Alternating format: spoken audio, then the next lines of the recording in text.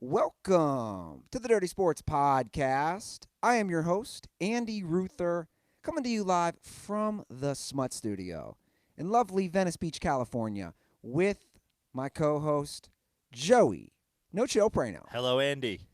Good morning, Joe. How's it going? It's going all right. We had a little drama this morning. Did we?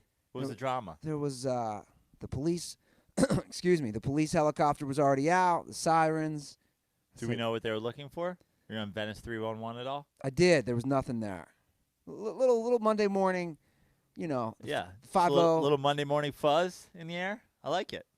Little Monday morning fuzz. I didn't hear it. I for some reason could not sleep last night. Yeah. I think it's I've been sick, so I've been sleeping a lot during the day. Sure. Like I fell asleep for, I don't know, two-hour naps yesterday during the day, and then I just couldn't sleep last night.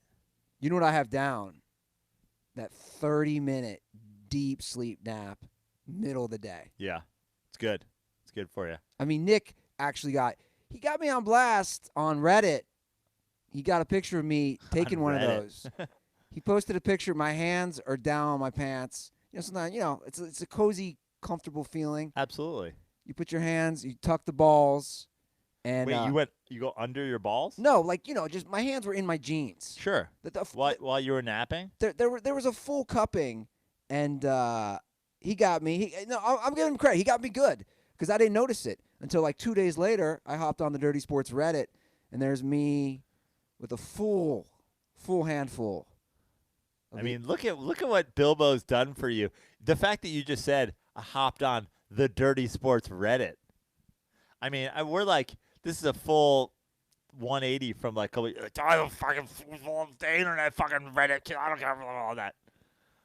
Angry dad guy. I don't remember saying that. You're angry dad guy.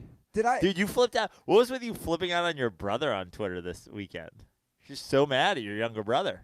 He has the worst takes. I'm sorry. Like, I love my little brother, but this is the joke with the family. His entertainment takes, movie. What's his go-to? Dude, you guys sat around and he was like, we got to watch. Dude, my brother Greg will not let him hear the end of it, some of the takes he's had. He said Four Brothers was a great movie. That was what? Oh, is that like the Marky Mark Andre 3000 vehicle? That's kind of hilarious. Like that's what I'm saying. Like that's one of his takes was Four Brothers. He loves Imagine Dragons. Okay. Like that's funny. Like his takes. He loves Imagine Dragons. His takes. Throw that out there. His takes are the Nickelbacks. He's the Nickelback takes of entertainment. I've got a list of entertainment that I've been consuming since my injury. I think I might even have to bring back the Joe Prano podcast just to do injury entertainment reviews. You know what I watched this weekend? I did two loose memoir type movies from 30-something Hollywood types. I did Honey Boy, which is the Shia LaBeouf childhood story. It's basically the story about his abusive father raising him in a motel outside fucking Echo Park or something like that. And then last night I watched mid-'90s, the Jonah Hill mid-'90s hip-hop skateboarding movie. Both pretty good. Nice. Both pretty good. I got to get on a movie thing. I haven't watched anything for a while. Every night, Andy comes home, and I'm like, I got the TV on, and I'm like, yo, Andy, we're going to watch a movie. We've been hinting at watching a movie for the past week now, and every night he's like, I'm an old man, going to bed. I watch a movie. I would say I watch 2 to 3 movies a week. Like right before bed, if I get in bed and it's like, if I get settled in bed and I like turn on the TV and it's like 10:30, or if it's before 11 o'clock, I'm like, fuck it, I have a time for a full film. Boom, movie. Last night I watched The Outsider, the HBO series, and then Avenue 5, which I can't believe I'm still watching. It's pretty trash. And then I was like, it's only like 11:10. I was like, throw on this movie. Look, I'll get to a movie. I promise I will this week. Just we've been busy. Four Brothers. Have you seen Four Brothers? I have not. 52% on Rotten Tomatoes. 52%. By the way, we are going to discuss some sports in this show. I want to tease it up real quick. Later on, in probably just a few minutes, in the next 20, 25 minutes, we're going to have the creator of the 2020 Astros Shame Tour, the hugely popular Twitter feed, which now has over 151,000 Twitter followers. It's at Asterisk Tour. The founder, Brendan Donnelly, will be joining us, Joe. I'm very excited. I'm excited as well. His first ever podcast. Wow. Yeah. Exclusive. The LA Times. The LA Times did a story on him. The Washington Post. He is coming out for – is he coming – he's going to the first road game. I know that. He's going to Oakland. He's going to Oakland. And is he also coming to California? I think so. The Angels? We'll have to ask him on the phone, but I'm very excited. He's getting big press everywhere. And, yeah. Since it came up, since I just said the word Angels, I have to ask, did you see Mike Trout hit a golf ball? Unbelievable. Unbelievable. I mean, the amount of different things I saw, and actually I saw Asterisk Tour retweet the best one I saw, which is Mike Trout if he knew what pitch was coming. I love that.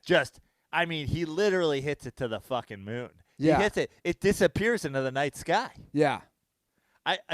Those Top Golfs, you hit them, they're very well lit. They're very self-contained. The entire point of Top Golf is to hit a golf ball, see where it lands, get scored on it. Yeah. He hits it, it disappears. It's you know what it reminded me of? The Millennium Falcon going into overdrive. It just disappears from the dart. Hyperspace. Yeah, hyperspace, exactly. What did I say? Overdrive? Basically what they call it in every single other fucking It's called light speed, guys. Sci-fi movie. Okay. Nick's actually right. Light space. Whatever. Light speed. Light speed. Jesus. And I call myself a Star Wars fan. There are people cringing right now. It's early. They do call it hyperspace in Star Wars, don't they? They go into hyperspace. Yeah. That's what I need. Yeah. A Millennium Falcon. What a great name, by the way. Can we talk about the names of Star Wars? Just everything about that franchise. Just the names, man. Drugs, man. The 70s. Drugs were on another level. You're just hanging out up in the fucking San Francisco Bay Area. You think it was drugs? 100%. You're telling me some guy was just fucking regular dude is sitting there going, Bubba Fett. Like, that's not those aren't sounds that you put together. Chewbacca. Yeah, Chewbacca. Wookiees. Well, yeah, what kind of sound did Chewbacca make? It's like, he's going to be like, oh, you know what I mean? Come on, that's all Bay Area 70s. That's acid, man. That's the fucking, that's the Merry Pranksters and all that shit up there. That's Tim Leary. That's just heavy psychedelic. Here's a question for you. If Mike Trout was on acid, could he still hit a baseball? I think if Mike Trout played an entire season on acid and knew what pitch was coming every time, I think he'd hit 95 home runs. On acid? Yeah. If you knew a pitch was coming, dude, you're seeing dragons. He's like, but the dragon's going to throw me a fastball. Yes. I'll hit a home run. I mean, just remember Doc Ellis? Doc Ellis drew a fucking no-hitter.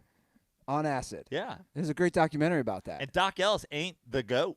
Yeah. Mike Trout, pacing. Yeah, right? Pacing as the GOAT. I'm such a Mike Trout fan, which is the first time I've ever said that in my history about anybody from fucking South Jersey. Anybody that calls himself a Philadelphia fan. How many more years does Trout have to give to achieve that state? Does he have just only? Well, obviously we know that there's cheddar dickery out there forever. That if the Los Angeles Angels of Anaheim don't win a World Series, somehow that's on him for having a better for taking shits with a higher career WAR than Derek Jeter. But I mean, if you're going to go the baseball is such a statistical and such a numbers game. To me, if Trout wins, a couple more MVPs and has the highest career WAR, whenever that happens, he's the fucking GOAT. Yeah. Because you know what? This is something that never really happened until the internet. The whole nonsense of rings and all that. our childhood, like forever, like pre-internet. Do you remember people like the greatest hitter who have ever lived, Ted Williams? Like they just said that all the time. The greatest living ball player. Like Ted Williams didn't win shit. Well, here's what happened, Joe. I agree with you, by the way. I think what happened was the whole ring discussion. It was the whole Michael Jordan, and then it bled from Michael Jordan across sports. So Well, I mean, yeah, exactly. It's Jordan slurpers, Brady slurpers. But Jordan slurpers always wanted to completely act like Bill Russell didn't fucking exist. Oh, Bill Russell and 9 other dudes. Jordan is tied for 10th all time in rings. yeah, Tied for 10th. I didn't know that. If the reason the ring argument is horrible is because I don't think Jim Loskadov is better than Michael Jordan. Who? Jim Loskadov. That's a guy? Yeah. You just made somebody up. No. I as a baseball fan, I've always found it hilarious that there's a guy. His last name is spelled Los, L-O-S, like Los Angeles, cutoff, like a cutoff throw. Jim Loskadov has, I believe, 9 or 10 rings because he was, on it. He shared a color jersey with Bill Russell. Better than Jordan. We got to get your knee healthy, man. We got some of these ideas of you taking on the world with these arguments. I don't need a knee to fucking serve a Jordan fan. Rings. You can do that. I need to find if there's black and white grainy footage of Jim Loskadov sitting on a bench, and then I need to digitally enhance him going.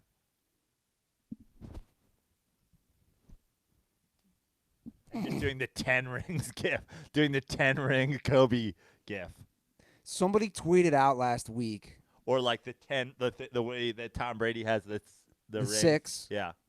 Somebody tweeted out last week. It was really funny. It was actual highlights. It said,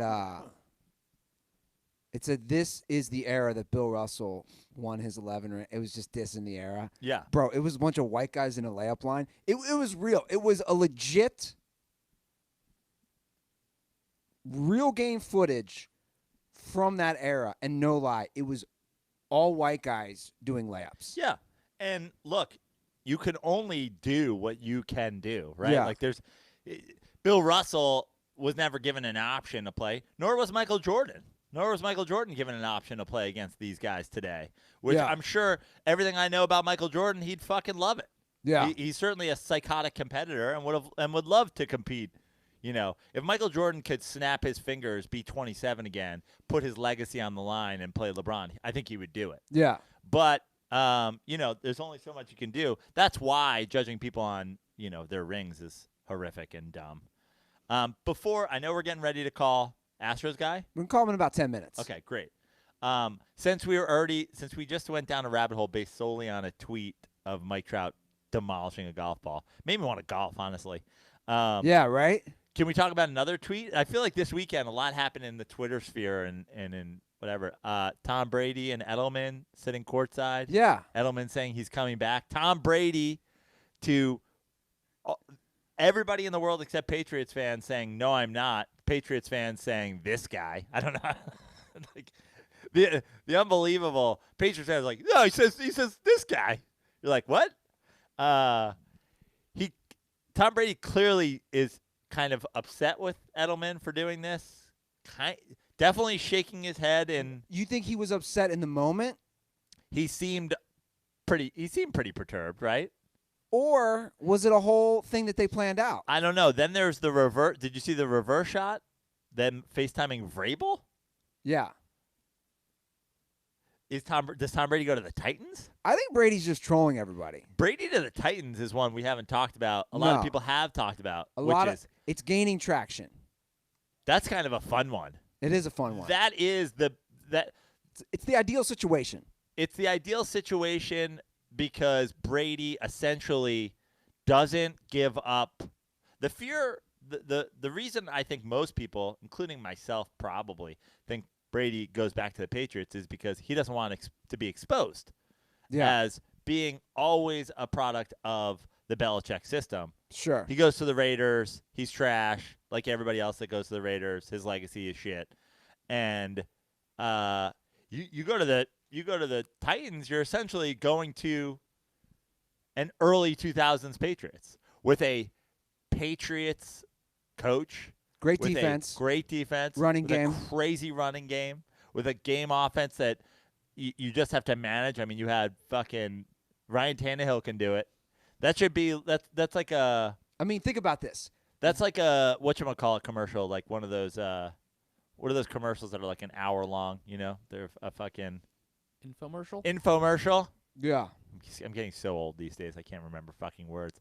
Like an infomercial catchphrase like if Ryan Tannehill can do it, you can do it. Like, slap chop, like slapping the fucking masking tape. Hey, it's so easy Ryan Tannehill can do it. Yeah. Well, I mean, they went to the AFC Championship game with Ryan Tannehill. Last year, Ryan Tannehill took him to the AFC Championship game. If Ryan Tannehill can do it, you can do it. Phil Swift, yeah. Yeah. The Titans move is really interesting. And obviously, I'll be honest, there's just so much coming out every single day. The speculations, the rumors. I'm kind of over it. But it's just so juicy. It's juicy. I just want to see something happen. I just want to know, where does Brady end up? Where's our boy Jameis end up? Tug's on the Jameis. Tug's got his finger on the Jameis pulse this morning. He was sending us early morning texts about Jameis leaving Tampa Bay. The reports are now that the Bucs are moving on. Well, there are numerous reports about that.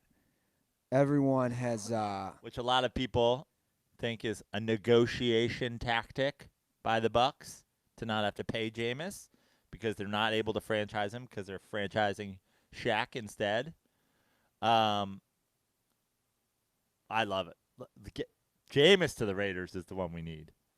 Well, as a 2020 Los Angeles Chargers season ticket holder, you're really hoping for Brady to the Chargers. And I'm also on edge. Think about this. The options for the Chargers next year right now at quarterback are Tyrod Taylor. Yeah. Worst possible option probably. I'm not, if you ask, he who shall not be named. Drafting somebody. Tom Brady. Jameis Winston. Nick Foles is now becoming available. Obviously, Phillip Rivers is gone, but like Teddy Bridgewater, there is a free agent class out there. I'll say this. We drove by the new stadium on Friday. Nick and I did. Oh, in L.A., SoFi. That's the first time I've driven by it.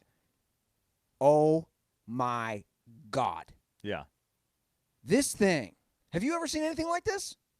I mean, yeah. I mean, it reminded me of Jerry Dome a little bit.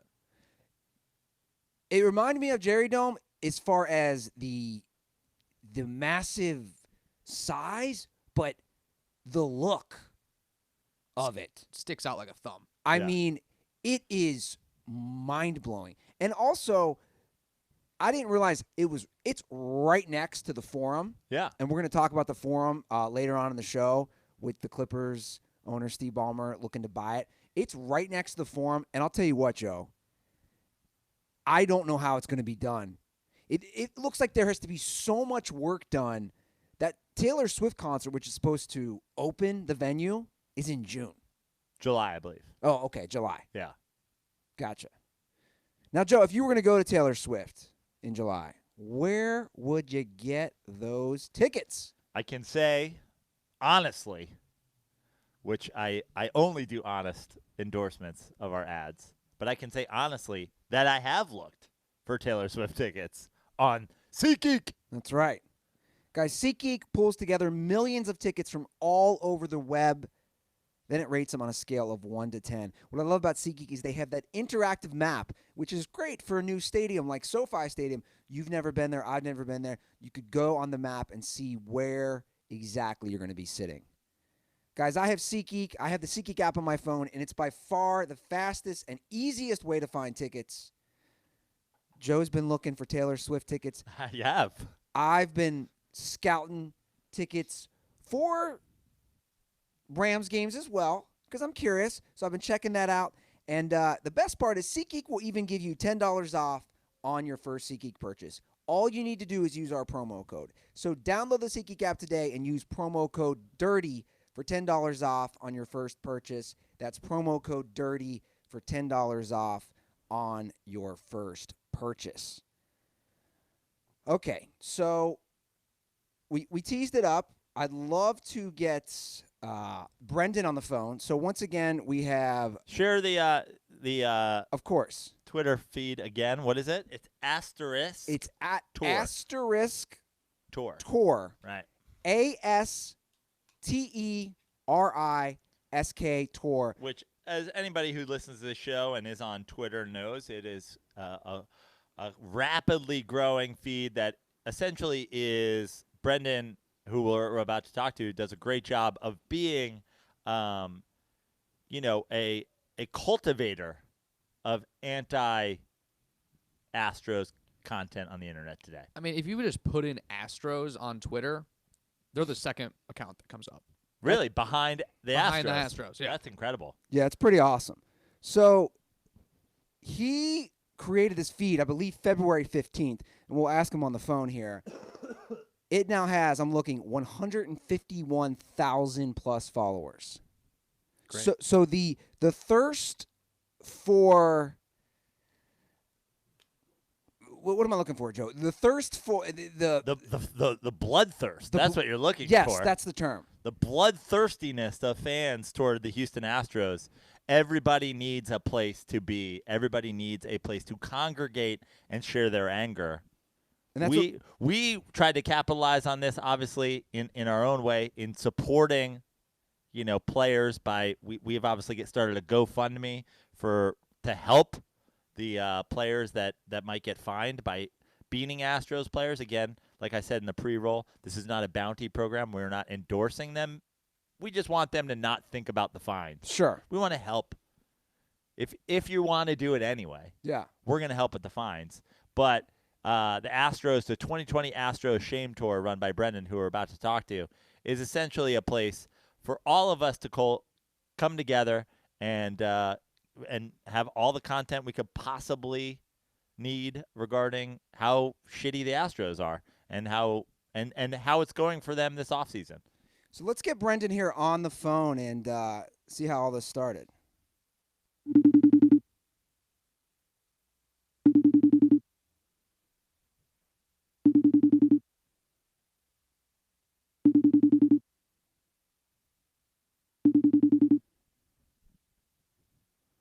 Brendan currently posting content. Brendan, are you there, my friend? Yeah, I'm there. Awesome. Brendan, you have Andy Ruther here from the Dirty Sports Podcast, of course, and my co-host on my left, Joe Prano. Brendan, thanks for being on the show. Yeah, hey guys, thanks for having me. I'm happy to talk about Astros and enjoyed the clip you guys sent the other day. Just kind of seeing all these different outlets talking about all the stuff going on, the signs the fans have, and it's pretty wild kind of to see, everybody chime in on it. So, Brendan, let's just start from the beginning. How and why like all us baseball fans, this Astros thing is just infuriating. But what made you say, okay, I'm starting a fresh Twitter account just for this sole purpose? Yeah, so it was maybe 2 weeks ago, I think. It was like the 13th in February. And I found myself sitting around watching a lot of the YouTube stuff. Like, the stories come out and you read the stories about what happened and, the punishments that came down. But it sort of seems like it could go away. And I kind of hated that feeling that, to me, this is a huge scandal and a horrible thing in the sport I love. And, as we know, there's a lot of scandals in politics or in sports, and sometimes they just fall by the wayside. So I was like, I hate that. It was eating away at me a little bit. And I'm not a Yankees fan or a Dodgers fan. I'm a Cubs fan and a baseball fan. So it just sort of offended me. Manfred's, to me, in action basically on the thing. So anyway, I'm thinking, well, maybe I can throw my 2 cents in, but I don't have a platform for that. And I have a baseball blog, but it's not big enough to really, throw a 2 cents in that matters. So I think that what really kind of put the idea in my head and set it off was seeing the players show up for pitchers and catchers report, and then all the main kind of star players got to Arizona and Florida, and you see Chris Bryant, you see Mike Trout, all these guys chiming in and saying like really maybe not aggressive comments, but very candid, very you know. Just honest about how they felt about like how bad this scandal was, and I think it was at that moment that you can feel like, okay, this goes beyond, the stories you read, and also even like beyond the stories, there'd be the Michael Kay show was talking about the whole thing and the outrage, and Dan Patrick show, and you sit in your house watching these clips, kind of vicariously getting in on this outrage, but it doesn't feel like enough. And then when the players came through, that was kind of the moment it felt like it would really be a thing. It's not going to go away. It's going to happen all year. And so yeah, it was right around that day that I said, well, let me just start an account and retweet Chris Bryant's not rant, but his thoughts, comments. Yu Darvish, all these people chiming in, and then maybe I can make some content. I think the first thing I made was I took around that day, I think, was the sort of apology the guys gave, the Astros guys, and that half-assed apology. right, the whole mealy-mouthed, we have remorse. We were told to say the word remorse, right? And it's like, Yeah. I'm just watching that, being like, that's not how you give an apology. We might not forgive you, but maybe we will. We will. Sure. I mean, maybe if you really come out contrite enough, maybe we would. We move on. But they didn't do anything like that. And even the next day, Correa is coming out, kind of cursing at the camera, telling Bellinger to F off and all this stuff. And Yeah. it's just it's outrageous. So anyway, that I'm seems seeing to be that, the and thing, I'm yeah. going. So I made this little video of it was that song "Too Late to Apologize." What is that? One Republic. Right. And it was just a 20-second video of sort of little clips of Springer, Altuve, Jim Crane doing their little fake apologies with the music over it. So anyway, so I did that. Felt like a little kind of funny content like this that I could put out, or other. I know other people are going to be putting out stuff. So could I compile these or curate this at all? And sort of just started doing that, and it started to grow. It was promising, but not blowing up. And it was nice too that when I talk about like retweeting other people, it was nice. Like my assumption was right, that there were other people that are all trying to make signs and make funny jokes about this. And so I was like scouring the Twitter for stuff like that, and to see what was out there. And so anyway, I was growing, and then it just took off I don't know, 8 or 9 days after that. Was it I think it was, if I can hop in here, Peter King, did he retweet or quote tweet you, right? Because he has over 2 million followers. Well, he was sort of the second that, I had gotten to 1,000 in a week, which blew my mind. I thought, in my experience, it's so hard on Twitter. Like anyone that's on Twitter knows, it's you put a lot of earnest work in. It's still really hard. So sure. I've done that before, and it's I'm so grateful to get this stroke of luck here. And so the tweet was a clip I took from Tom Verducci talking to MLB Network about Kershaw in the World Series in 2017, pitching 51 off-speed pitches without one swing and miss. And that had been out for a few days, but not really, the video wasn't really going around. It was somebody had quoted, maybe Verducci tweeted the quote, or somebody did. So I just took the clip. I didn't think it was really it's really interesting. It's very damning to the Astros, but I don't know. I just sort of put it up, and it just, the next morning my phone was I woke up as if an alarm to my phone going crazy, and I had no idea what was going on. I checked. I scrolled down at John Heyman, who's, I don't know if MLB, I don't know who he's with. He was the first to tweet it, to retweet it, and then I guess Peter King saw it from there, and so I've just been at it since then, trying to, keep it going and keep see what the conversation is, so how it's playing out. Even just follow the real world stuff. See, games are going on in spring training, so as much as I can come up with content, or all these other really funny people online can chime in and make their jokes, in the first week of it, it's just press conferences. No one's playing, and then all of a sudden, these guys are in the sunlight in Florida every day playing. There's people watching them. There's people yelling at them, and so suddenly you get this It's almost there's like a metaphor of, or not a metaphor, but people talk about bringing something out of the shadows, or bringing something to light, and that's Well, since you said that, all these Brendan, day baseball games in the Sunshine State. I'm gonna cut you off. When you go to your page, which is again asterisk tour at asterisk tour on Twitter, your log line is 1 year to shame them all, 1 year to jeer them, 1 year to boo them all, and from your seat deride them. Obviously, like you said, you're sort of a content curator of a lot of the Astros. Venom online, and like you said, you're creating your own content and mixing it in there. What is if I had to ask you for a brief log line, what is the end game here? Like, what would you like to see happen this year? What is the most important thing for you in starting this? What do you want to see? Like the fans, how do you want to see the fans punish the Astros in a way that baseball hasn't? Well, I'll tell you, I guess the one goal, if it had to be one thing, it's Rob Manfred has got to go. He's got to go. Amen. I mean, Amen. that's the goal. I don't stop until Manfred is out, and I hope he doesn't hear this and try to get my account shut down. But I have to say, he's got to go. I understand all the complications with the union, the players' union, and this thing and that thing, and you can hem and haw about like legal technicalities.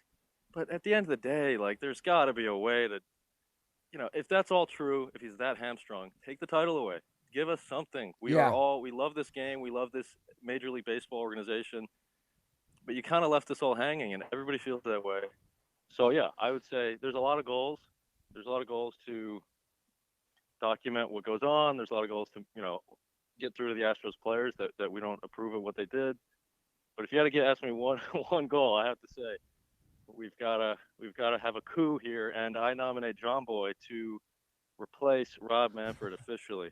Well, as a Mets fan, I don't think I can endorse a big time Yankee fan, but I like but I like it being somebody from the internet who has no, it doesn't have the politics that a lot of these guys are in there. Now, obviously, this is reminiscent of the way a lot of people felt about Bud Selig during and after the steroid scandal. It seemed like something he not only supported but sort of propped up and then pretended like he didn't know about. And then I know I'm a huge baseball guy who essentially stepped away from the game for 10 years because I was so annoyed with how that was handled. This feels a lot like it because if you're not going to punish these guys, what am I watching here? Are you old enough to have been greatly affected by the steroid scandal? And do you feel about Manfred sort of the way we all felt about Selig when that happened? Yeah, I mean, I would say that's a big motivation. I mean, maybe subconsciously, but for the account and my, I mean, even without that, I just seeing deceitfulness go on bothers me. But especially, yeah, I mean, I grew up. I don't really remember like the '98 home run stuff, but after that, all those Jason Giambi years, and I mean, I love Sammy Sosa, but yeah, I mean, I wouldn't really stick up for the steroid stuff, and it was nice that, if you notice in 2016, when the Cubs won, he really wasn't around. And I feel like even if it's my own team, it's, if somebody does wrong, just, don't. It's odd seeing a lot of Astros fans. And look, maybe a lot of them are kind of turning on the team, but a lot of them are still supporting them. So anyway, yeah. The steroid stuff, I mean, I remember Derby in Milwaukee, and Giambi's just crushing home runs. We were in the bleachers, and my friends and I were all yelling steroids like a sort of a chant, and didn't really get the crowd going, but we were trying. But you're trying. You're trying that now with the. You're trying to bring in a little more passion to it this time. Yeah. Well, and as you said, you were saying you kind of stopped following it for a while, and you're so, whatever the word is, heartbroken or disgusted by it. It was arguably worse then because it's so many people and it's all the superstars, and you feel so like gross about the league. But the one good thing about this is it's so narrow and it's so isolated. Whether or not there's some other teams that were being sneaky or what, like, we'll find out or whatever. But as of right now, the fact that it was this whole team, everybody on the team, everybody around the league not associated with their team, it's just like, outrage and all this stuff. So at least we can, commiserate or unify or whatever you want to call it in a way that with steroids, it's just so like, what are you supposed to do other than you can tune out but then you don't have baseball anymore. Right. Or you can tune in and you got to like watch Barry Bonds. Now, are you taking your anger to the streets? Will you be at Astros games? Will you be putting your money where your mouth is, essentially, and will you be jeering them and shaming them and booing them personally, or are you just trying to rile up other folks to do it? Well, first, I don't know if I'm trying to rile them. Well, kind of, yes and no. I mean, the main goal isn't to rile them up, but it's kind of to document it and not that I'm against it, but it's like, yeah, I'm happy if the Astros kind of hear it. But personally, I don't think I'm not much of a heckler. But I'll be at the games. I'll be not at all of them, but I kind of once this thing got big and I saw the response and that there's this whole collective group, I thought, okay, I'm going to Oakland. I guess, I'm going to the first road game. Good. Definitely. And I guess what Joe's asking, because our listeners, known as dirtballs here on the show, I want to have this, and I know you and I briefly spoke yesterday on the phone. Like well, I said, there's a meetup. Yeah, that's what I'm saying. Los Angeles, the dirtballs are coming out. That's what I'm saying. Yeah, let's do it. Let's do Anaheim, the Angels home opener, which I believe is April 3rd, against the Astros. I'm putting out the dirtball bat signal to all the dirtballs. There's a nice parking lot. It's big and it's expansive in Anaheim. Let's do a whole meetup. Even if you can't go to the game, let's do this Shame Astros tour. I love it. Brendan, you're going to be there, correct? Just think about the picture alone. Even if everyone doesn't have a ticket, just to have you got a picture of a couple hundred people, like a tailgate type picture. I mean, it says something. It's yeah. I'll be at Anaheim and Oakland, and I don't know. Beyond that, I might go to the the cool thing. People talk about the Yankees because that'll be the craziest shaming. For sure. Venue, but it's in like late September, I think. But the thing is, the Astros play the Mets in early June, so I mean, Yankees fans it's right next to Yankee Stadium, pretty much. So they're going to be out there. And I mean, Oakland, Anaheim, and then the Mets. And honestly, even when the Yankees go to Houston, I'm thinking. I mean, I don't know if I personally want to go to Houston, but in a general sense, I think Yankees fans are going to fly down there and kind of give it to them. Well, I'm happy to be your heckling Sherpa since you said you're not much of a heckler. I heckled Adam Hamari for 3.5 consecutive hours last year in Texas. I'm sort of a heckle champion. What was your line of the day? Oh, I had dozens of them, but like what I've said to dirtballs and people have called in and said, what are we supposed to say to the Astros? It's important that you still never ruin the experience of going to a baseball game for a kid who might be there for the first time. So I always say, don't swear, don't get dirty. But like, I was screaming nonsensical things like Adam Hamari thinks CVS receipts aren't long enough. Well, it's like that Hunter Pence stuff when everyone was goofing on him like 5 years ago. Yeah, exactly. Like for no reason. He's the nicest guy, and they all had Hunter Pence doesn't return his Blockbuster card. And I'm always still a big fan of just somebody's name and you suck. Like I was just going, Hamari, you suck, repeatedly for like a full inning just to let him know that we're there. Just get an Altuve going, and it's like a razzing Altuve. I think even just screaming what pitch is coming while the Astros are up, just throw them off. It's a fastball! Well, people have been sending me stuff like, oh, do you want to do merch? And I mean, I really don't want to, but I mean, I hope there's somebody that does cool merch. I don't want to be like selling stuff, but it's also complicated because somebody, sent these little garbage can things with an asterisk on there, and I'm going like, yeah, that looks cool, but I mean, can you bring a metal garbage can into like it was small, but I don't think you get that past security. You could whack somebody in the head with that. So hopefully somebody comes up with something cool. The coolest one I've seen is, the foam fingers that people used to have. There's like a foam asterisk that this guy actually made it back in the day for the Barry Bonds stuff. And he told me he's going to remake it. Ooh, that's cool. I don't know if he's for real. He just sort of sent a picture of the old one. Maybe you can't even take those in. But that among I've seen, a lot of the shirts are a little cringeworthy, and I don't know if people would buy these shirts. But the asterisk foam asterisk, it was pretty cool. So not really a plug, but if he makes it, like I'm looking forward to that. Sure. I've got to ask you one more thing in terms of the asterisk. You're saying like. You don't want to do merch and, you're not sure if you're going to go to the game, like in Houston or whatever. The fear, obviously, of going to Houston is that it seems like Houston fans are still on this. Everybody cheat. They're the new Patriots fans. Everybody cheats. Everybody who's doing this. We're just like whatever. Have you seen any defense of the Astros from non-Astros fans? From non-Astros fans. Yeah, like have you seen somebody who's like trying to be reasonable and being like, this is? I've seen a couple Astros fans be reasonable. Most of the ones who've interacted with me are just like cringeworthy weirdos, Yeah. and I don't say that to like just disparage people. Like I like a good fight. If somebody has some good banter and they have a Sure. good criticism of me, I'll mix it up or let them come at me. But they're sort of just saying like, fake followers, or they're saying like Astros, we still have our ring, and you're going like, hey man, like have a good day. Yeah, like, we yeah. don't understand, like this is clever. As much as you say there's they're the new Patriots fans, I have to think there's a what do you call it, a silent majority, or I don't know if it's a majority, I don't know, but I think there's like a lot of Astros fans that have turned on them, and I'm going to sort of investigate that over the next few days. And anybody I know like one person from Houston, so I'm going to text them and see like, what's the deal, is what's the deal behind the scenes on the streets in Houston, is it really, are they that much of a like in denial or doing homerism for the team, or because we don't know. We see the people on Twitter, but Yeah. Well, I'll give you what a portion of the social fan base media. is that? I'll give you a social media tip, Brendan. Instead of texting your friend in Houston, you should put out a tweet to your 151,000 followers Well, saying, true. "Are you a Houston Astros fan who's not on the team side? Love to hear from you." Because it would be interesting. Yeah, you might get like It would a be lot of interesting to see kind of what fake comes people, under or- that. Yeah, if I might do that. If people are, if there are Houston fans who are vocally saying, "Yeah, I'm taking the year off," or I'm, I've switched my fandom until X amount of guys are gone, or whatever. Right.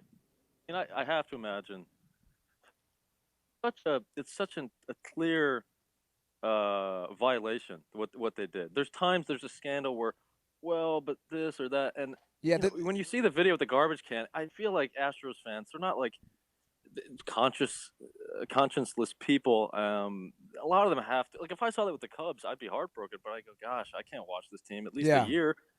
So No, I feel you, man, and that's that's where, to me, it's very tribalistic in a way. Like, just put your affiliation aside, do it for common decency. Your team cheated, they got caught.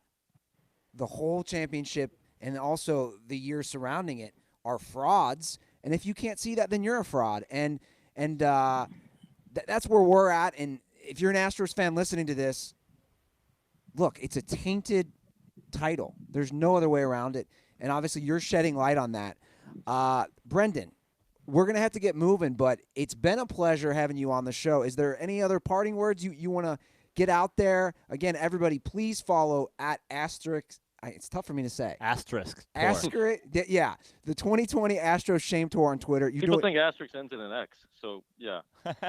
That's funny. Is there anything else? ASTERISK tour. There you go. Is there anything else you want to get out there before you get off?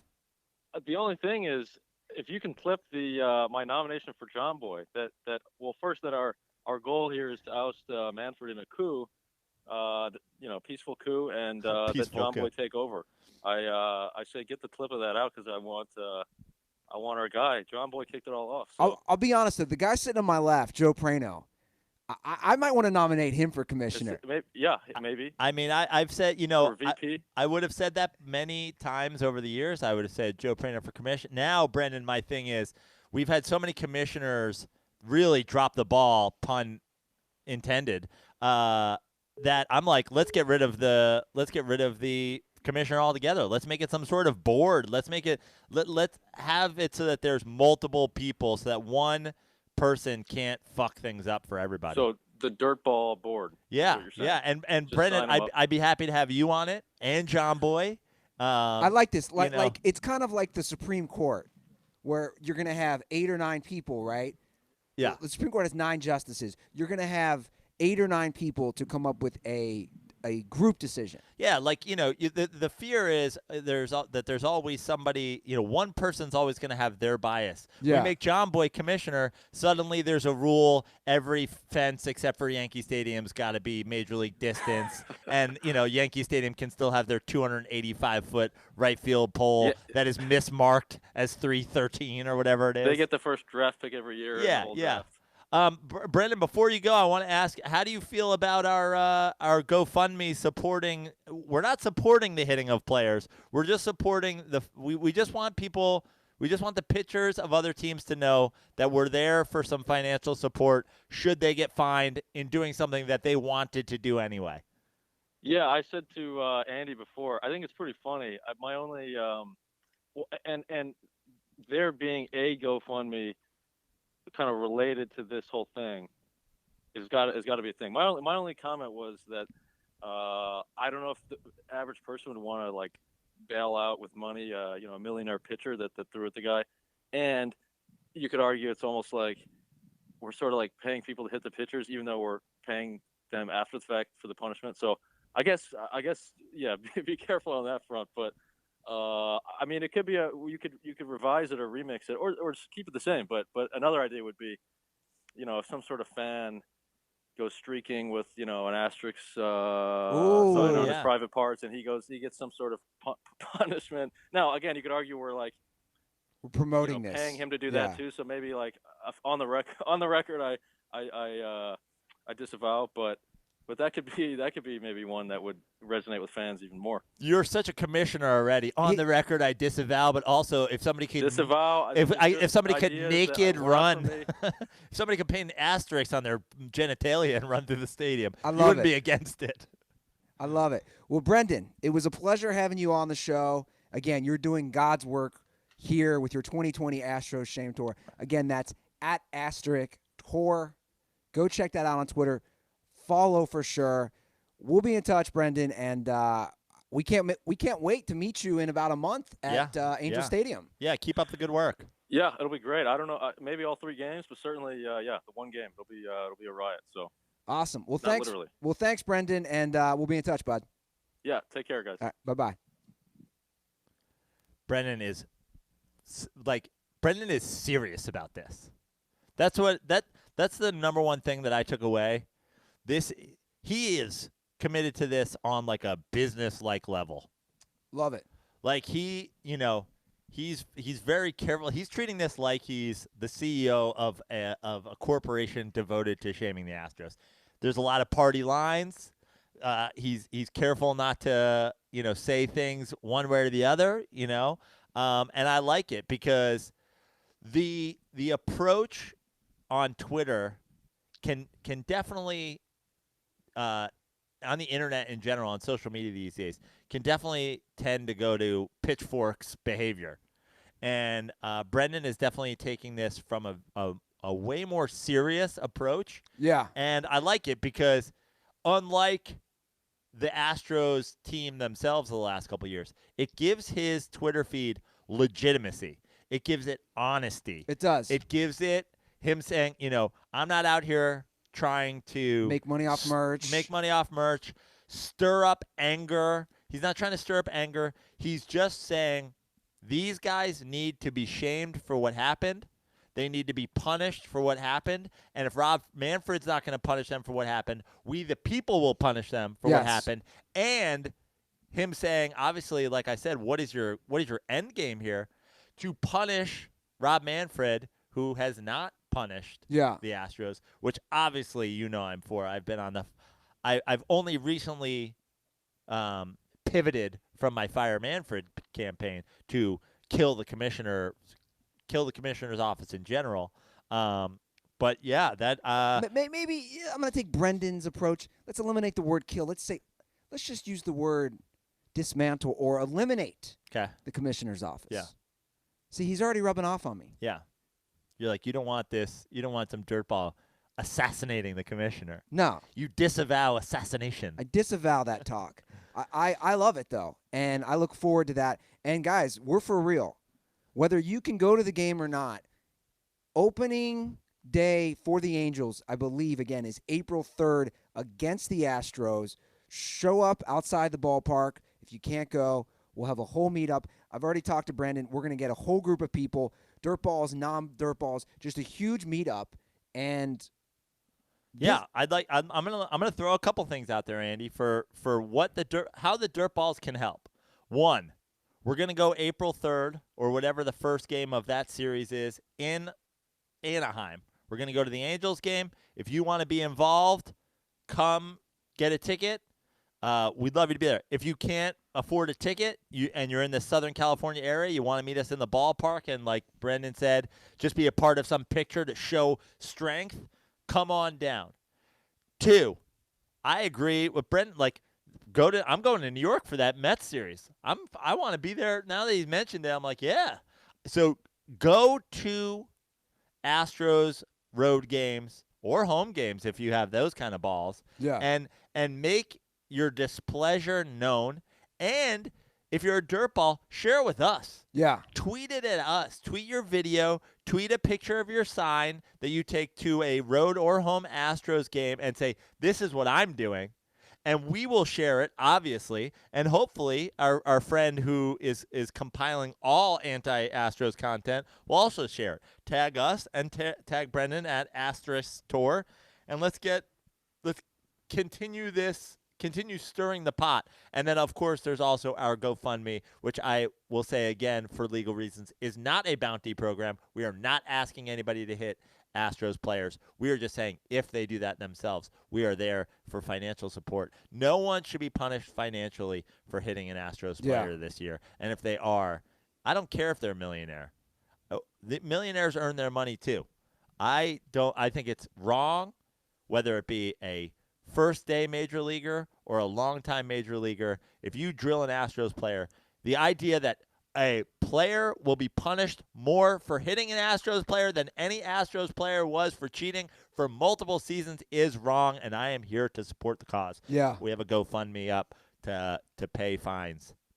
Well, Joe, I'm liking this. I'm really liking this. We've taken something bad, this whole Astros shame title, and we've now, you know what we've turned it into? We're turning it into a dirtball group meetup. We're turning it into people coming together. That's right. A nice social event, Angel Stadium, that cool, nice, warm. Cool and warm. That's what it is, and that's what it is in Orange County. It's cool and warm. Well, you know what I'm saying? You got that cool breeze by the ocean, but you also got that warm sun, all just hitting the parking lot outside Angel Stadium. And I believe we're going to be there drinking some nice, cold, crisp Miller Lights. I certainly hope so. I mean, I don't know if they're available in the stadium, but I know they'll be available in the parking lot. Anywhere I am watching baseball, there will be Miller Lite being consumed because Miller Lite is, in my opinion, the only beer that one should drink while watching a baseball game. It's perfect. It's the perfect Pilsner taste.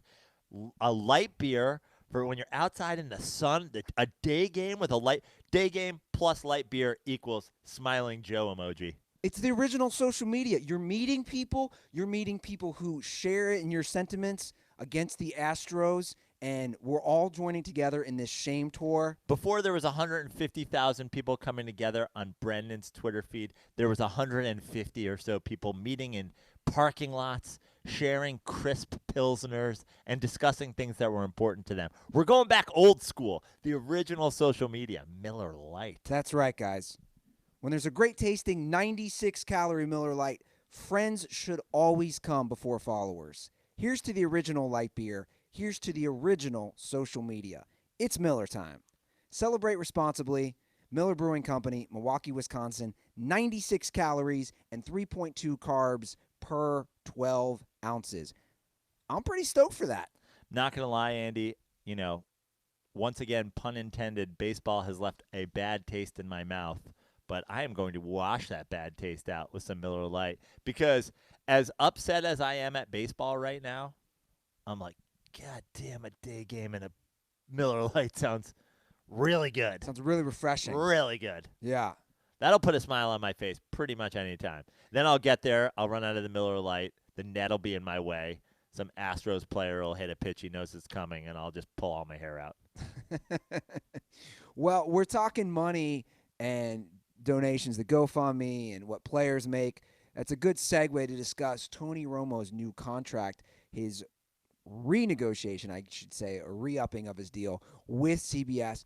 Tony Romo is now the highest paid broadcaster in the history of television. He will make $17 million dollars a year. I got to know who Tony Romo's agent is because I'd like to send him my reel or something. It's kind of unbelievable that Tony Romo's getting paid that much. What, like, was there a battle for Tony Romo? Like, that just seems like he's getting overpaid. And I say that in the kindest way because I'm a Tony Romo as a broadcaster fan. I appreciate Tony Romo's broadcasting so far. I love it. But was anybody offering him $10 million? You know what I mean? Like, was he going somewhere? 17 seems like they're grossly overpaying him. Well, from what Bilbo has picked up the mic over there. yeah, He hasn't looked up from the computer, but he has picked up the mic. Well, ESPN offered him a deal that would exceed $10 million. So CBS kind of highballed the $17 million, which I'm glad too. I think that him and Nance got to stay together. That relationship still blossoming, has to continue. Still blossoming. oh, Bilbo. Bilbo. Love it. Bilbo heavily invested in the Romo-Nance It relationship. Also, I want Booger to stay. I want Booger to stay on Monday Night Football. Sometimes we got to cut off Bilbo before he can.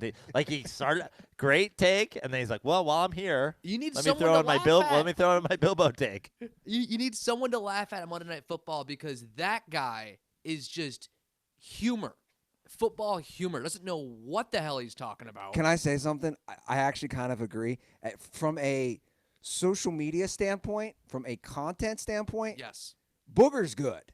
Because I'm sitting here watching every game in the Smut Studio saying, what can I tweet out? What can I put out on Instagram? Because Booger is a train wreck. Now, from a viewership, pure football standpoint, not good. I mean, if we're just going for like people can't believe what a guy's saying on Monday Night Football, I say bring back Dennis Miller. Give me my Dennis Miller back. That'll never happen. I know, but I mean, it just too early in the social media era. Like he was too early. He was the quotable Twitter content that he was serving up for us before. And now we've got Booger. Booger's essentially the Magic Johnson tweets of announcers, right? He just says some obvious shit. That's a great comparison. Yeah. Booger really is the Magic Johnson of Twitter in live form. Except for when he suggested a team to spike the ball on fourth down. Yeah. He was a defensive lineman, Booger? Yes. Yeah, so maybe. I looked, or according to this story, according to sportstrack.com, Romo actually only made more than $17 million 3 times in his career. So the majority of his career, he made less than what he's making now as a color commentary guy. And that's, wow. Like you said, Romo's agent. Unbelievable. Doing some good work. Yeah. He's earning that $1.7 million if he gets 10%. And I know there's been a list of notable players making less than Romo is this year, and like where he would rank in the quarterback, pay right now if he was getting $17 million. Look, who's turning down more money? You know what I mean? And so good for CBS for paying him. Like, it's one of those things where it's like, it's not my money. Who gives a shit? Yeah. What's to the CBS company, the difference between $10 million and $17 million annually is nothing. Yeah. It's nothing. But it is crazy. It just seems like they were in a negotiation with themselves. Well, here's what I read. I read a little farther into it. So CBS is owned by Viacom. Viacom actually does not have anywhere near the capital that ESPN has. Right. ESPN owned by ABC and Disney. They said Disney is so flush with cash right now because Disney owns Marvel and they own Star Wars. Yeah, and they own a million other things. Exactly. Yeah. So the argument was that CBS had to keep him because they had to overpay because they needed that asset Right. to their brand. Sure.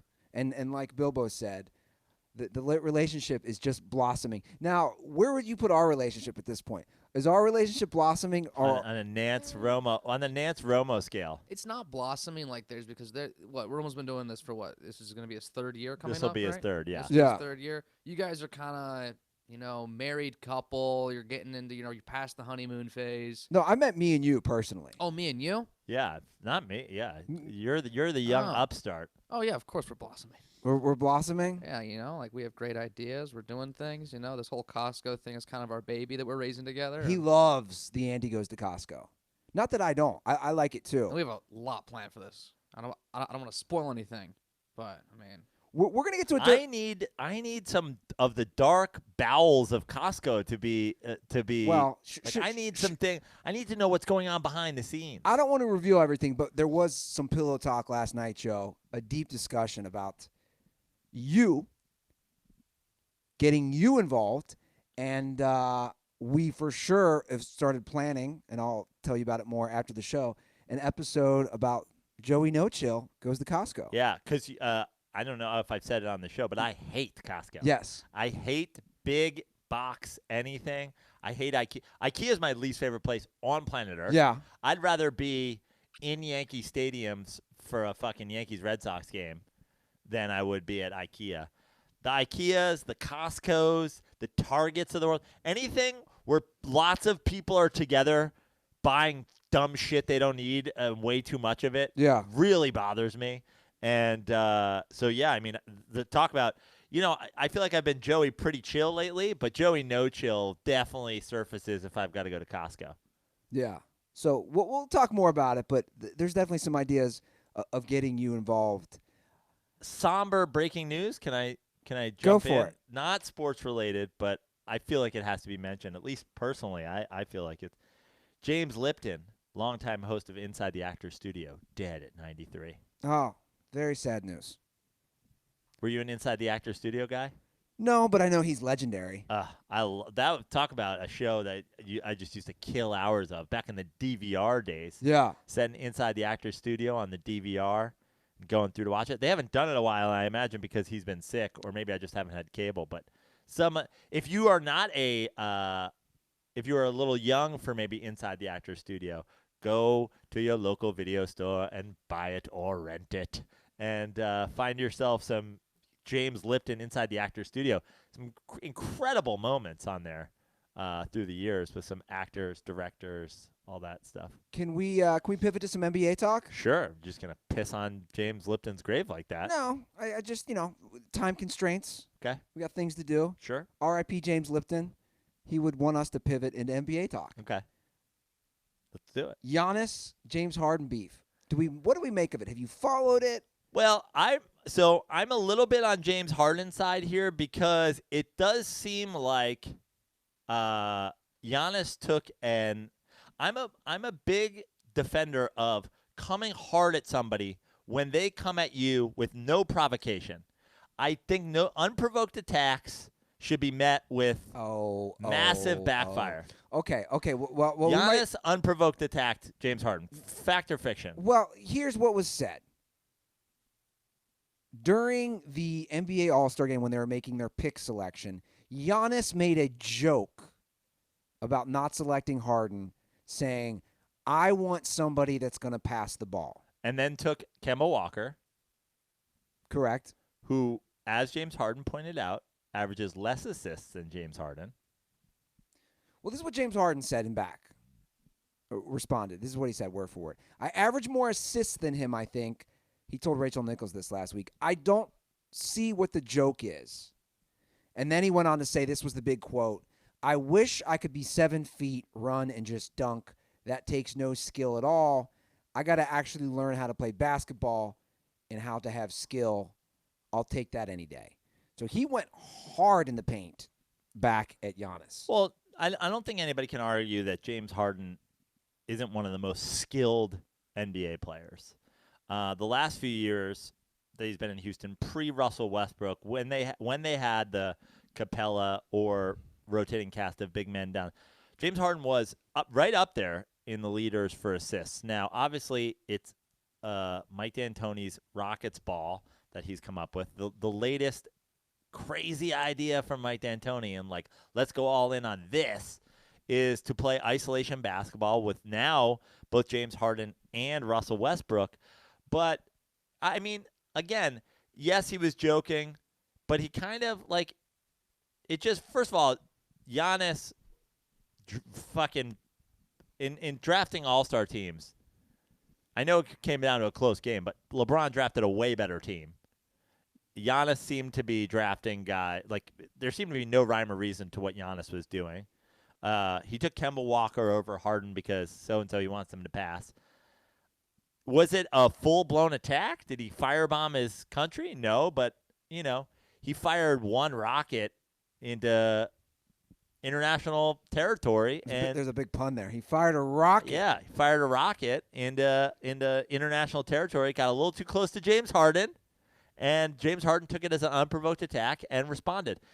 I think no doubt about it, James Harden is a more skilled player than Giannis, but they're both great players. Doesn't really have that much of a meaty beef because it's a West Coast or a Western Conference, Eastern Conference beef. I don't think they're going to meet and be able to sort this out. But, it's good. NBA Twitter drama is the best drama, right? This was a lame one, I thought, though. I mean, this goes back to last year, though. MVP, the MVP race. Sure. I mean, there was, earlier in the year, there was Yanis throwing the ball at James Harden. Obviously, it was an accident, but, he had to go into concussion protocol afterwards. And then, also with the All-Star game, Giannis saying that his whole offensive strategy was to attack James Harden. Well, look, dude, I look at it this way, guys. Giannis, he's obviously not a mean-spirited person. From everything we've seen, we don't know that. We don't know. Okay, well, from everything I've seen, at least surface level, he's a fun-loving guy from Greece. He took a dig in a joking manner, and James Harden took it way personally, in my opinion. Take all the other stuff out of it, and then fired back with this diatribe about skill, and no one's debating that. But maybe Bilbo's right. It goes back to the whole MVP thing. But that actually is a nice segue into the discussion that you brought up before the show about this year's MVP. And Giannis won the MVP last year. Giannis's numbers are far better this year. Yeah. He has the best team by far in the NBA this year. Yes. So by all those measurements, you'd say, hey, Giannis got to be the MVP again. Sure. Now, you played a clip to me before the show with Pelicans head coach Alvin Gentry saying, how can you not give it to LeBron? I'll let you take this for a second. Let's be honest. Here's what I'm going to do. I'm just going to repeat myself. I repeat myself in something that we have said on this show over and over and over through the years. The NBA MVP award is titled just that at this point, and that is who it's given to. It is not the most valuable player. The MVP award now may as well be the Heisman Trophy, where it's the most outstanding player or something like that. Because when you talk about actual value, and I know I'm repeating myself to dirtballs who have been listening to the show for a long time, LeBron has had the most valuable player award stolen from him 10 times in his career. I mean, LeBron James has, 3 league MVPs, 4 league MVPs? Yeah. For a guy that's been the most valuable player in basketball for the last 12 seasons, Giannis is putting up numbers that are really freakish in terms of how all-around he is. Last night he had 40 and 25 and 35 minutes. It's like the least amount of time in a game anybody's ever done that. But again, when you look at the Bucks team and the Lakers team, just like when you look at every Cavaliers team LeBron James has been on, how are the Cavs doing now? Right? Like what happened to the Cavs when LeBron James left? If you took Giannis off of the Bucks and you took LeBron James off of the Lakers, whose win-loss differential is hurt more? I'm going to say the Lakers. Really? Yes. I don't think the Lakers are a playoff team without LeBron James at all. Well, they probably aren't in the West, but if you look at VORP, the actual VORP, value over replacement player, right? We love our facts here, the VORP. Neither LeBron or Giannis are number 1 right now. Right. It goes James Harden, then Giannis, then Jokic, then LeBron. But if you look, I mean, just look at those teams in general. Like, if you look at the Houston Rockets and you take James Harden up. Now, James Harden is a guy who I have argued was the MVP in the league in numerous seasons recently. I think that he deserved it over Russell Westbrook, whatever that was 3 years ago. But if you take James Harden off of the Rockets right now, does Mike D'Antoni miss a beat just making the whole thing run through Russell Westbrook the whole time? And, like, whose team is hurt more through those three? Like, I think the Rockets are affected by far the least of those three teams if you took James Harden, Giannis, and LeBron James away. Now, if you put LeBron James on the Bucks, right? Like, think about it that way. Like, I'm just talking about value to their actual team. No, I get it, and obviously, I think the Bucks are a playoff team in the East. I think the Bucks are a whatever team without Giannis, and I think that look at the Lakers when LeBron James goes to the bench. No, it's a goddamn nightmare. Look, I know, and obviously I'm a LeBron guy, but Joe, it's tough to argue. The Bucks are 52-8. It's tough to argue if you switch LeBron with Giannis that they're any different record-wise. That's fine. Agreed, right? That's fine. That's a totally different that's a different discussion. Now we're talking about how teams change based on, do you put LeBron James on that team? Like, how is their offense changing? What are they doing differently? Blah blah blah blah blah. But honestly, when you look at that Bucks team and you look at the way that Bucks team shoots the three, if you add NBA assists leader and, in my opinion, greatest passer of all time across all positions, is it crazy that they're better? I mean, they're 52-8. I understand. What are the Lakers? 46-13. So the Lakers have 5 more losses than a way deeper Bucks team in the West.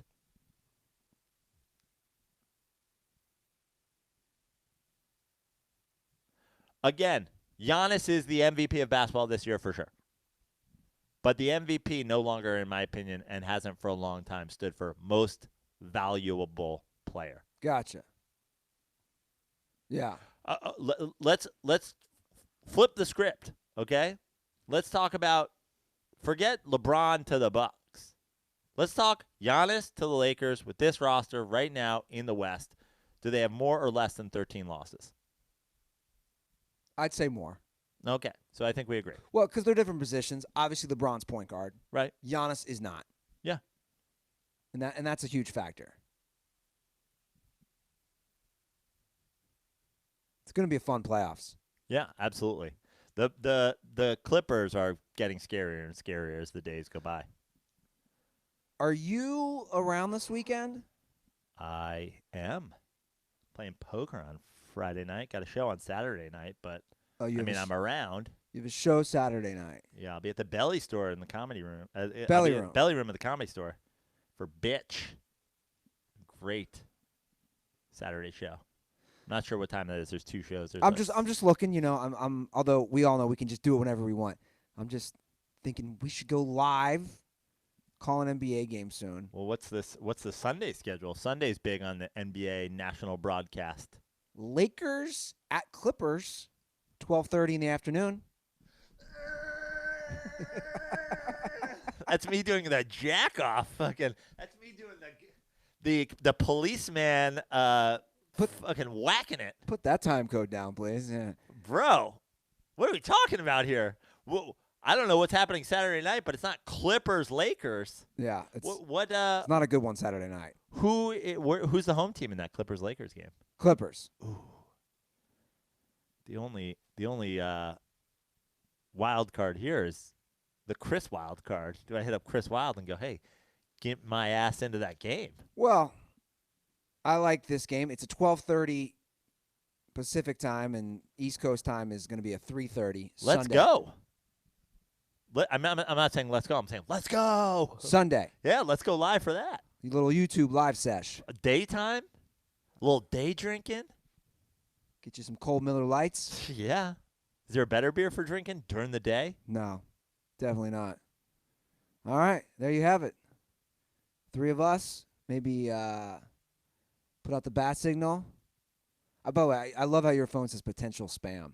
I got one of those on the show earlier. That's I actually put my mom in my phone book as potential spam. Shut up. No, I'm just kidding. That's amazing. All right, there you have it. You want to get to some dirtball calls? Yes. I think it's time, and I'm going to keep the NBA discussion rolling with our first dirtball call because this was another beef. Oh, there I got to turn that off. This is another beef that I wanted to discuss, Joe. So let's pull this one up.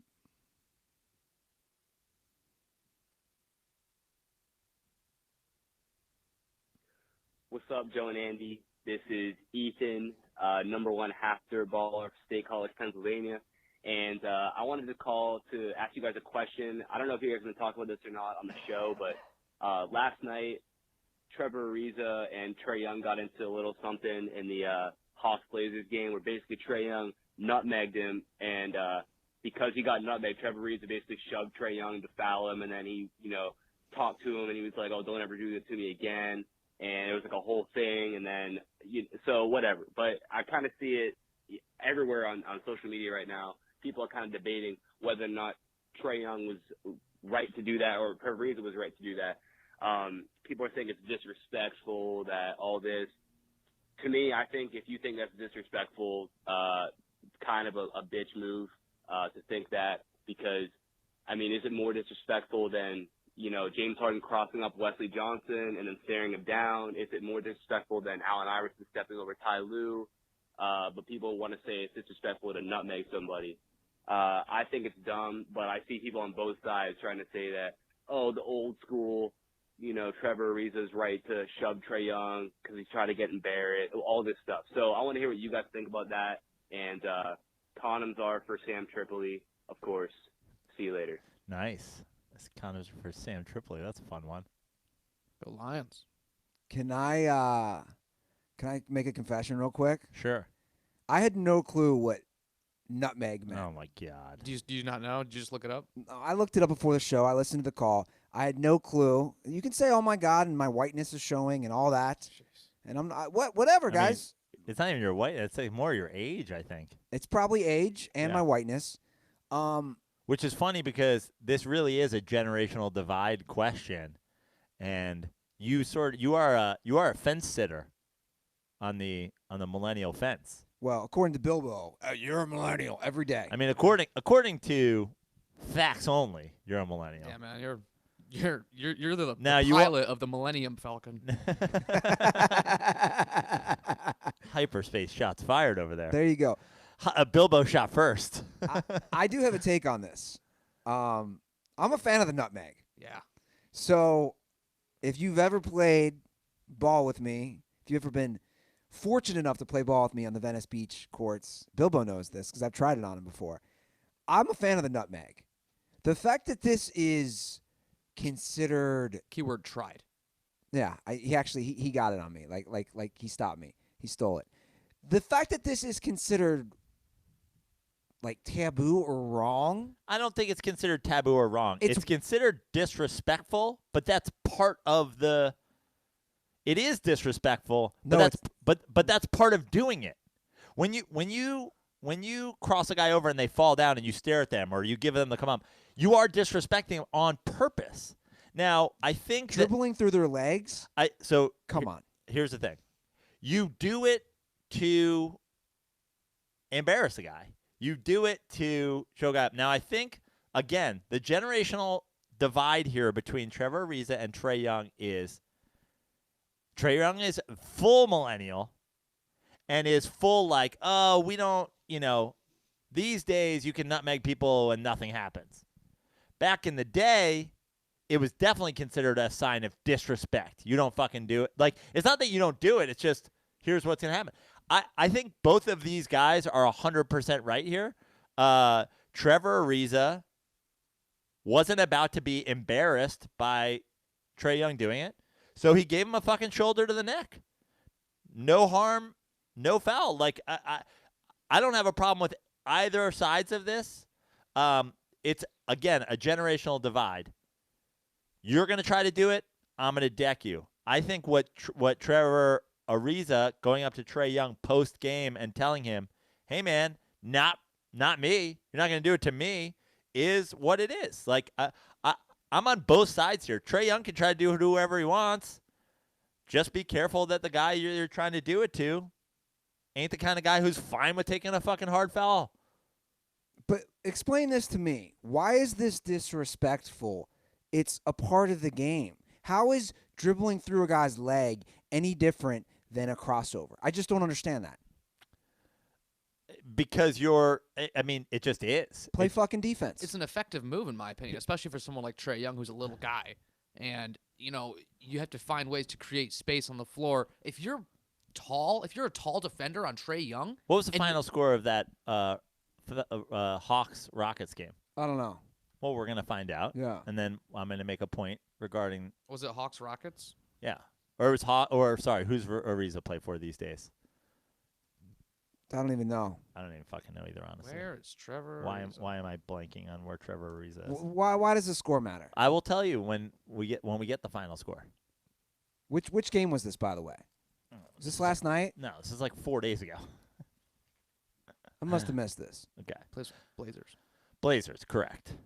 So we don't even know. We don't even know which day it was. Why does it matter? So here's the point. The one foul that Trevor Ariza took in this game was not the difference in this game.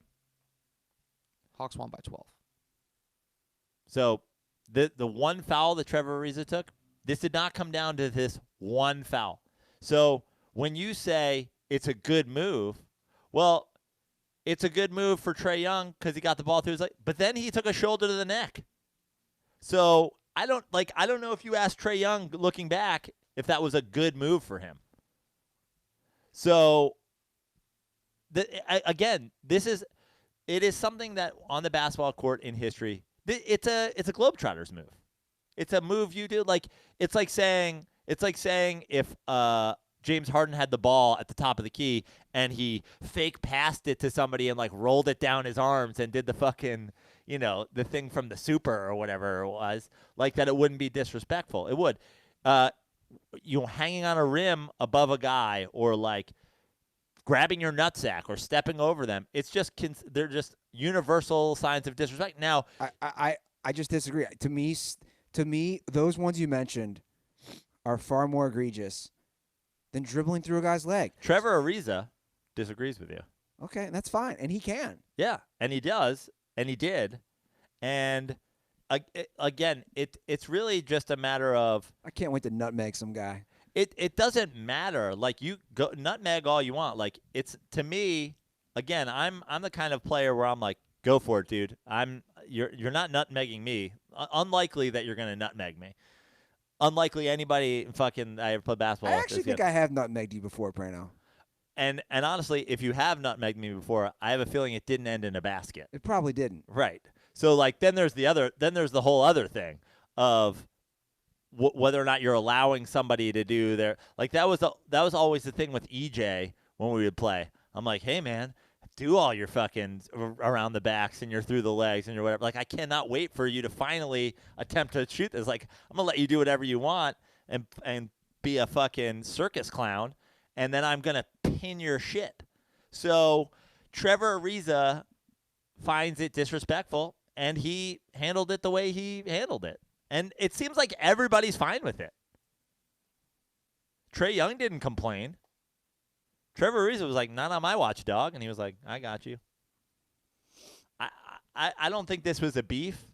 I think it is a move in history to embarrass somebody. And I'm not going to be embarrassed. It's the pimping homers of basketball, essentially. Okay. Which doesn't bother me either. Right.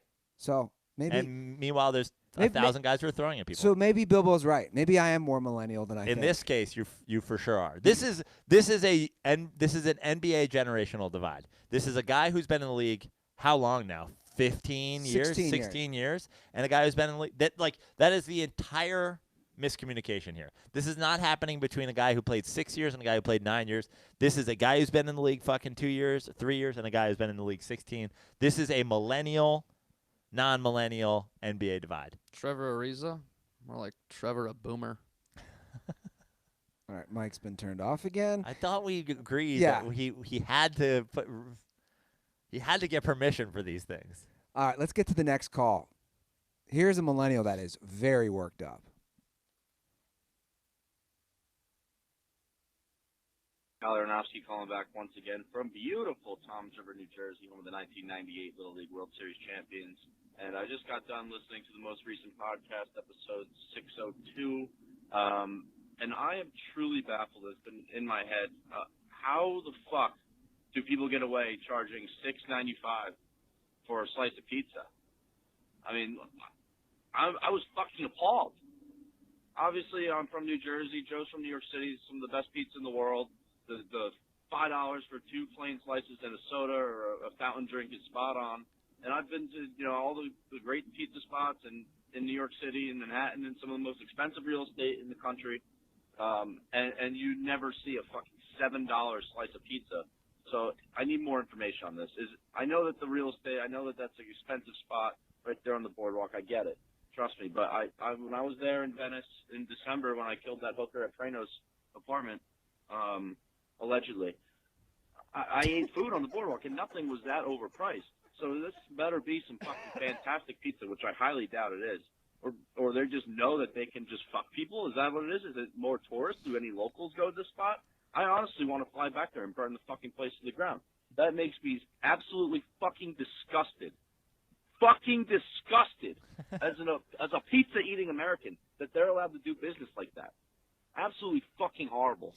Oh, my God, I hope they fucking get coronavirus and everyone that eats there that thinks that it's okay. Oh, yeah, $7 for a slice. I hope all those fucking people die, too.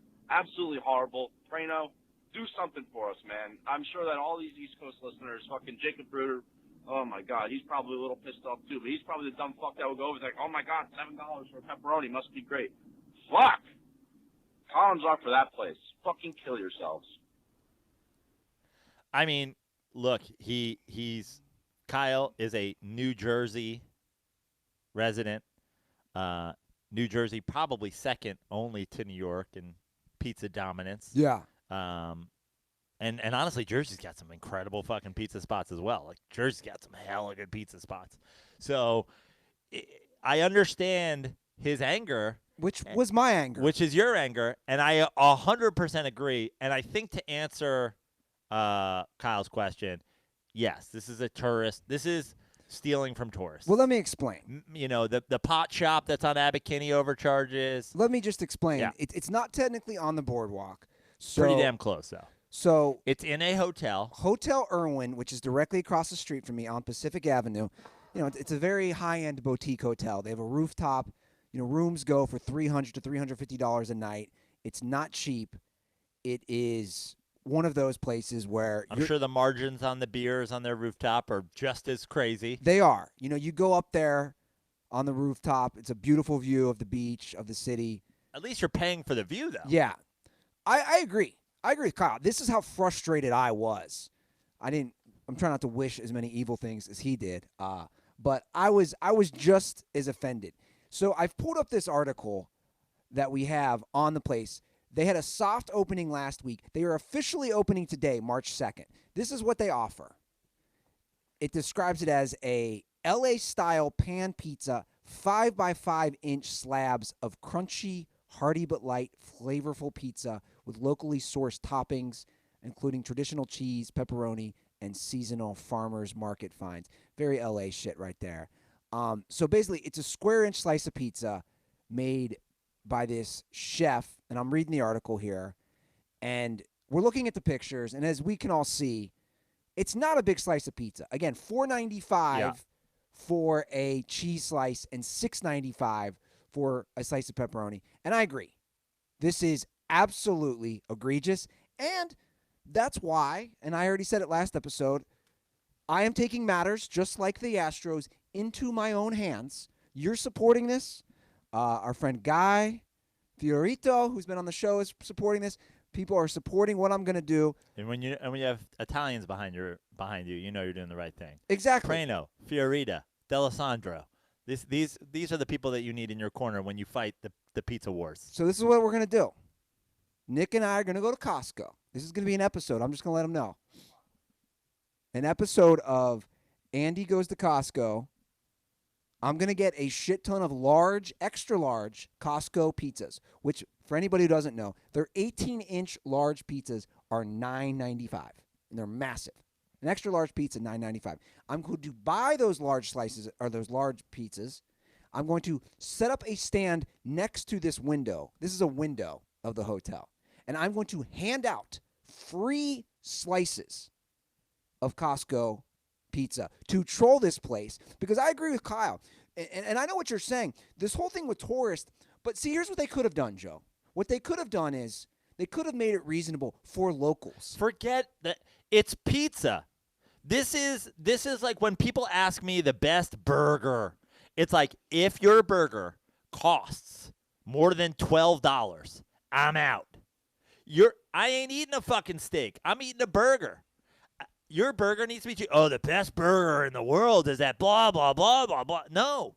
If it's fucking, I don't give a shit if there's gold nuggets on it. It's a hamburger. Pizza at $6.95 is ridiculous. It's ridiculous. I understand that they're trying to make nice pizza. They're trying to make great pizza. They're trying to make whatever. And that they're doing this tourist thing. But it's just, you can't serve me $6.95 pizza. You have crossed the threshold where I don't care if it sucks my fucking dick. It's not, you're past the threshold. We're not talking about, like, I've gone to, there's a sushi spot in the valley where, like, me and my sister spent like $120 each on fucking sushi lunch. And yeah, it licked my balls. Like, it was mind blowing. But sushi is not pizza. Sushi has no cap on it. Yeah. There is no cap on how fancy sushi is. There's no cap on how, like, if you tell me, hey, man, this steak is $100 steak, I'm going to try it. This steak is $65 and it's just as good. Okay, I like the cheaper option. You have a cap on pizza and a cap on a slice of pizza. I mean, a slice of pizza, we're talking about toppings galore. Like, $5 is the absolute limit. The absolute limit. You can't cross $5. And even that, you're already in a realm of, like, this better fucking suck my dick. For people who come to Venice, I mean, I have a friend who runs a pizza place in Venice, South End. Their pies are $13 to $15 to $16 pies with all kinds of good shit on it. You know? Fresh fucking prosciutto, fresh mozzarella, fresh all that, like, all the good shit. Go to South End and eat real pizza made by an Italian man, not some fucking tourist trap on the beach. That is literally, this is one of those things where they're just trying, they have figured out, or they think they've figured out, this price point that's going to make them the most money. By the way, he's not Italian. The guy who's making I this. know, no shit. They have this in quotes known as the pizza guy. Noel Broner. How you spell that? I don't feel like putting the whole. It's Brohner. Neil Broner. It's disrespectful. I want to go up to him and be like, bro, what are you doing? How's this going to play out? I'm going to set up. I like that you're taking things in your own hands here. I like that you're going to give it out. And honestly, I think when we talk to Brendan about the end game here, you have to have an end game too. I agree. That is beyond trolling this pizza place. And I think that the end game here has to be a conversation. It is. Somebody coming out and saying, why are you doing this? And you say, I live across the street. I saw a pizza sign go up, and I was ecstatic. Exactly. And then I found out that you were charging $6.95 for pizza, which is unacceptable. I don't care what you're putting on it. It is a combination of bread and cheese and sauce and toppings. You're stealing from people for trying to charge $6.95. Explain yourself, or I shall stand out here and give out Costco pizza for free. Make pizza fucking cheap again. Yeah. No, I agree. And you're 100% right. They've had the sign up there for no lie months. Venice Way Pizza. And the thought, especially working late nights, the thought of just being able to walk, you know this, Joe, the thought of being able to, because there is a void for late night pizza spots in Venice. The thought of being able to walk across the street when you're working late and say, I'm kind of hungry at 11 or at midnight, get a slice or two of pizza. But not for $7. You want me to spend $14 on 2 slices of pepperoni when I can go to Costco and get an 18-inch large for $9.95? No, get out of there with that stuff. It's ridiculous. Yeah. Anna Maria Pizza, late night pizza spot off the Bedford Avenue L stop where I would get off. You walk in, you go out there. There's a guy in there. For here to stay. Next, please. He would always. That was the thing when you go next, please, and then he would always because he was a bit of a pizza Nazi. Yeah. He'd always next, please, and then he would ask you for here to stay, which is the same thing. So people get very confused and they'd be like, what? To go? I'm on their menu right now. $17 pizza, which by the way is gigantic.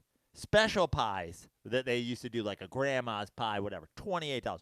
Regular slice, $2.50. Sicilian slice, $3. Extra, meaning, you're putting something extra on, is $1. Special slices, that's when they're getting fancy. Special slices. This is what this guy's doing. Special slices, $4. $2.50 for a regular slice, which means $2.50, 2 slices, and a fucking fountain drink for $5. They're crushing the late night pizza game because people are going in there and going, 2 slices, 2 slices, 2 slices, 2 slices. The idea of me going here on a drunken walk home from the townhouse or Hanano or something and getting 2 slices for $13. 14. Ridiculous. I would never do it. Yeah, it's absurd. Completely absurd. It's reckless. It's disgusting. And I like that you're taking things into your own hands, and you have my backing as an Italian man.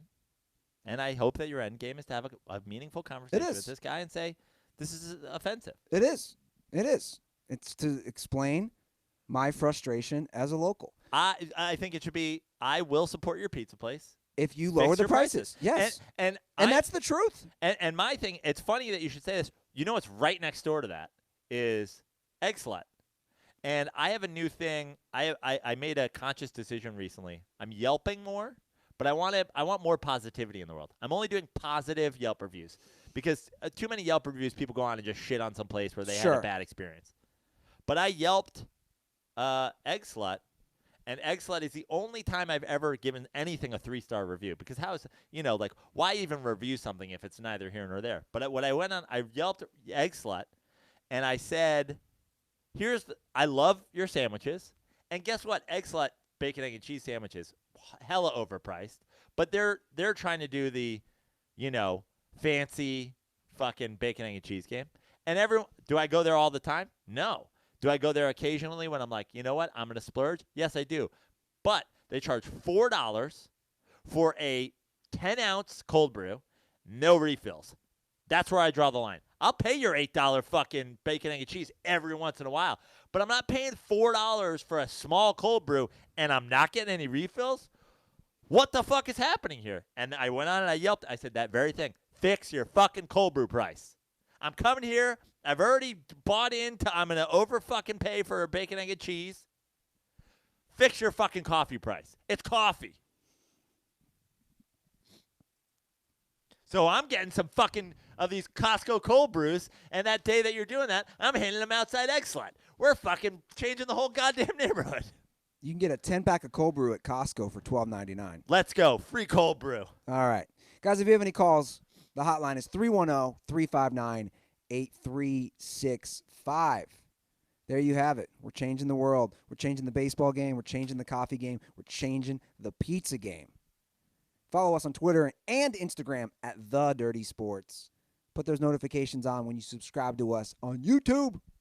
Follow me at Andy Ruther. Follow Joe at Joe Prano on IG and at Fix Your Life. And Joe Prano on Yelp. Do we have Twitch set up, Nick? I made a Twitch yesterday. You did? For myself. Okay, that doesn't do anything for the show, but... At Nick Dale. When are we creating a Twitch for Dirty Sports? Well, today! Yeah, all I have to do is, I'm setting it up with my username and all my email stuff. So it'll be under It'll be under my email, but I'll change all the name and the Well, we'll branding talk after the show. that way. I got to take Joe to the doctor, so Okay. we'll have that figured out. All right, guys. That is the show. Thanks for the support. Never pay $7 for a slice of pepperoni. That's just absolutely ridiculous. And support people who do charge good prices for food and Yeah. pizza. You know what I did yesterday, Andy? I was stuck at home, and I wanted to go. I had a craving for two things. I had a craving for a burger, and I had a craving for wings. And I hit you up, and I said, Yeah. craving a little B-dubs. Yeah. I need a little Asian zing in my life. After I watched Shia LaBeouf on Honey Boy, I was like needing a little Shia LaBeouf content. So I watched Shia LaBeouf on Hot Ones, and then I was craving wings. I wanted to go to B-dubs. B-dubs. You were unavailable. You had 2 dates yesterday. Maybe. Okay. And but I was also craving a burger, and so I ordered from the window over on Rose Did you go because yesterday? yeah. I was there yesterday. Well, I actually. Oh, nice. You went. I wish. See, we have to communicate more, Bilbo, Yeah. because I ordered. I ended up paying an upcharge for Uber Eats because I was stuck in. Gotcha. I would have paid you the delivery fee. Right. But I did that because double cheeseburger is what, $4.95 or $4.95, yeah. $5 something like that for Fries, a double cheeseburger. Fries a little overpriced, but Yeah, double and cheeseburger, yeah. I'm not really like when I did fries yesterday. Are we gonna? Can we wrap up the show? I know you guys are talking food. But great example of a place, delicious, cheap. So now when I think I'm craving a burger, I go, what's delicious and cheap? Yeah, the window. That's the way you gotta go. I feel ya. Broner, Irish descent. Okay. We'll put this guy on blast. All right, guys, that's the show. Much love, Dirtballs. Have a great week. And most importantly, without a doubt, never forget, stay dirty.